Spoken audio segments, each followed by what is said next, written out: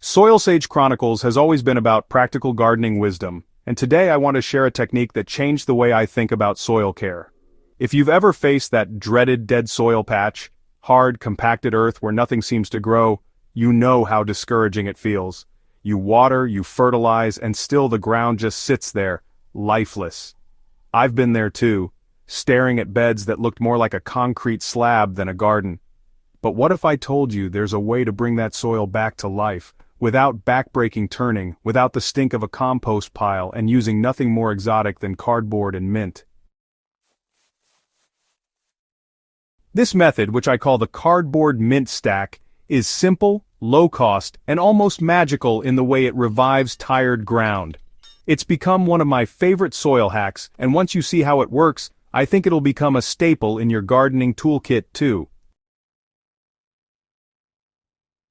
Dead soil isn't just soil that looks dry or barren, it's soil that has lost its community of life. Healthy soil is full of bacteria, fungi, worms, and tiny organisms that break down organic matter and cycle nutrients.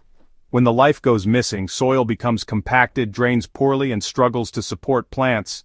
The usual culprits are overuse of synthetic fertilizers, constant tilling, and heavy foot traffic. The result? A lifeless medium that can't hold water or feed roots. I used to think the only fix was traditional composting or endless digging. But compost piles can get smelly and require constant turning, and tilling often makes the problem worse over time. That's when I started experimenting with sheet mulching, layering organic matter right on the surface. And through trial and error, I discovered the unique power of pairing cardboard with mint. Think of soil like a sleeping organism. To wake it up, you need food, moisture, and the right balance of ingredients. Cardboard provides the brown or carbon-rich food that microbes crave, while mint provides the green, nitrogen-rich kickstart. Together, they create a slow-release feast for soil life. Cardboard, especially plain brown sheets without glossy ink, acts as a natural weed suppressor. It blocks light, smothers stubborn grasses, and slowly softens as it absorbs moisture. As it breaks down, it feeds fungi, the same fungi that knit together healthy soil.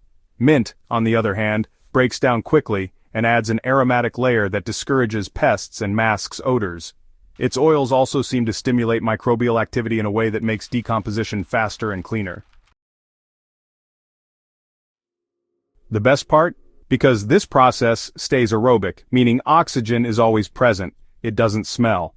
You don't get that sour, rotten odor that comes from compacted compost piles. Instead, your garden beds will carry the faint, refreshing scent of mint. Let me walk you through exactly how I do it in my own garden beds. You don't need fancy equipment or a weekend of free time. This method is as straightforward as making a sandwich. I start with a flat layer of cardboard right on top of the soil. If the soil is rock hard, I give it a quick watering first to soften the surface. Then I add a thick layer of fresh mint leaves and stems. Don't worry if they're a little wilted. That just makes them easier to spread. After that, I moisten the whole layer with a watering can. Water is the ignition switch here. It helps microbes move in and start their work. Next comes another layer of cardboard, followed by more mint. I keep stacking until I have at least 3 layers, finishing with cardboard on top. The whole stack only needs to be a few inches thick. Finally, I water it again until it feels evenly damp but not soggy, and that's it. There's no turning, no mixing, no fuss. The stack just sits there, slowly sinking as it breaks down. Over time, earthworms move in from below. Fungi weave through the layers and the soil underneath starts transforming into something rich and friable. I experimented with plenty of green materials, grass clippings, vegetable scraps, even coffee grounds, but nothing quite matched the performance of mint. Mint grows fast, it's often invasive, and if you've ever pulled it from your garden, you know how much biomass it produces. Instead of tossing it out, I started feeding it back to the soil. What I noticed was that mint decomposes without turning slimy, and its aroma masks any compost smell. Even in hot weather, when other green matter can get stinky, mint stacks stay fresh. There's also something about its rapid breakdown that keeps microbial activity steady. My guess is that the natural oils in mint discourage harmful bacteria while giving beneficial organisms the edge.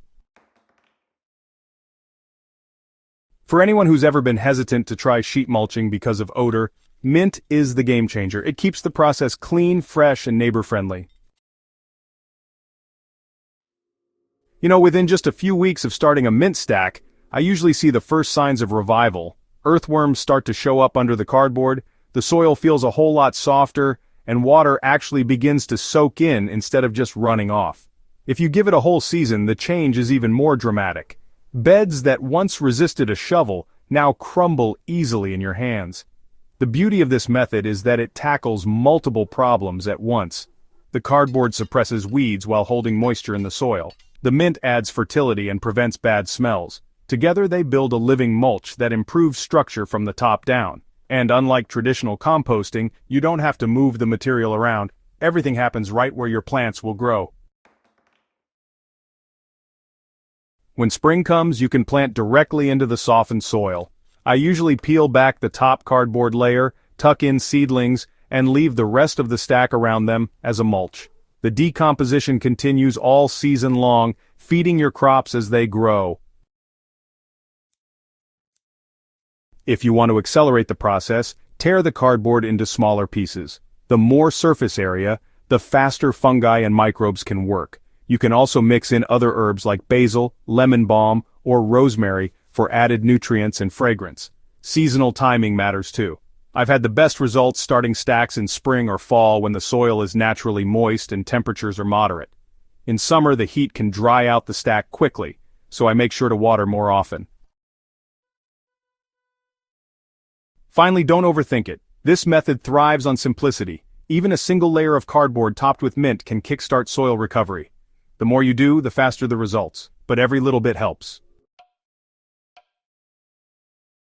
The cardboard mint stack is one of those rare gardening techniques that feels almost too simple to work, yet the results speak for themselves. It's a no-turn, no-smell, low-cost solution that transforms dead soil into fertile ground.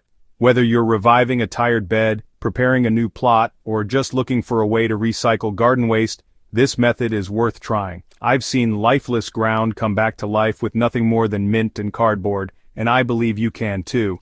If you're ready to give your soil a second chance, start stacking. It's as easy as laying down the building blocks of new life. And if you found this guide useful, make sure to subscribe to Soilsage Chronicles on YouTube and share this article with a fellow gardener. Together, we can spread simple, sustainable practices that bring soil and gardens back to life.